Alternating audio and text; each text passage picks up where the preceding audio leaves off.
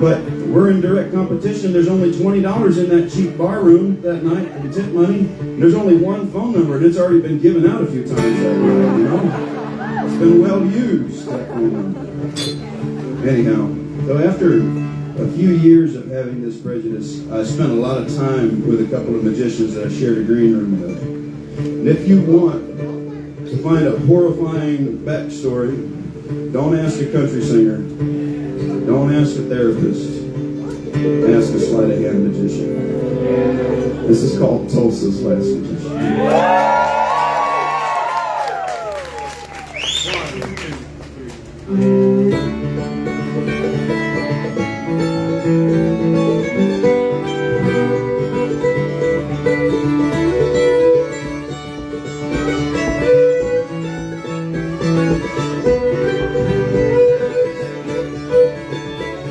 Tulsa's last magician got his start at 4, pulled a quarter from his own ear and spun it on the floor.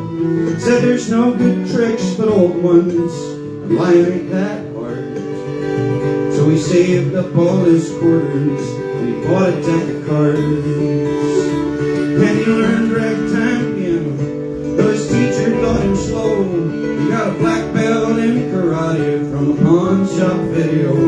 And he practiced all his worst mistakes in a dirty bathroom mirror.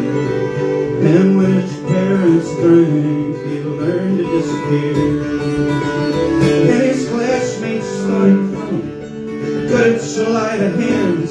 But he had this grand finale and they just couldn't understand. Oh, it's hard to tell the whole truth.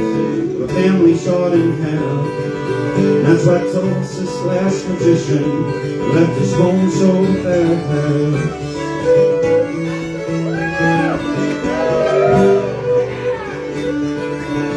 He went down and out in Reno.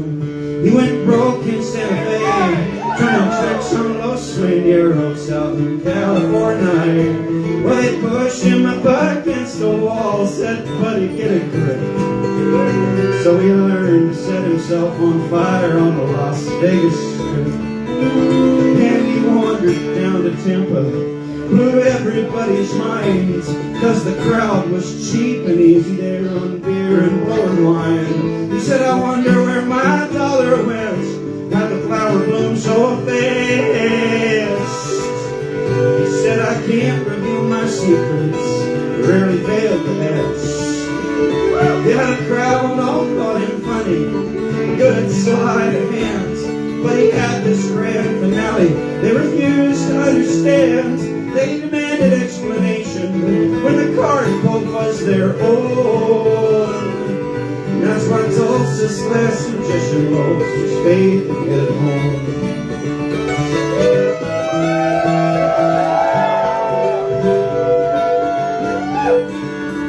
He said he'd learn computers like his second foster dads, and would free-range all the rabbits that were living in his hat. His investments all went swimmingly, had the cash on hidden strings. His promotions were a certainty, could make the numbers sing. Now time and space is easy for magic to control.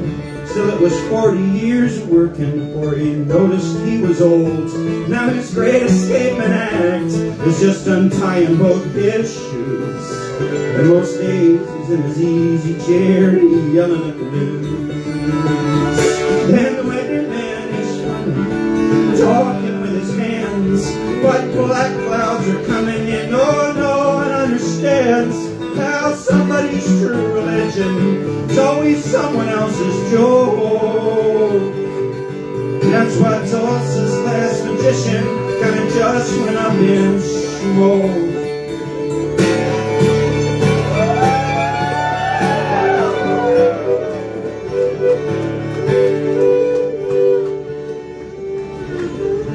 So friend, if you're the kind that thinks no one quite gets quite what you are, like you're a cobbler or mechanic in this age of flying cars, if you think you see right behind what's right before our eyes, it might be a small town's last magician in disguise.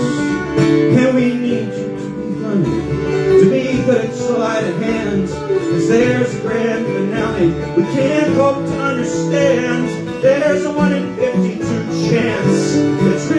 shaking, it's true. Won't you please help us believe? Won't you please help us believe in you?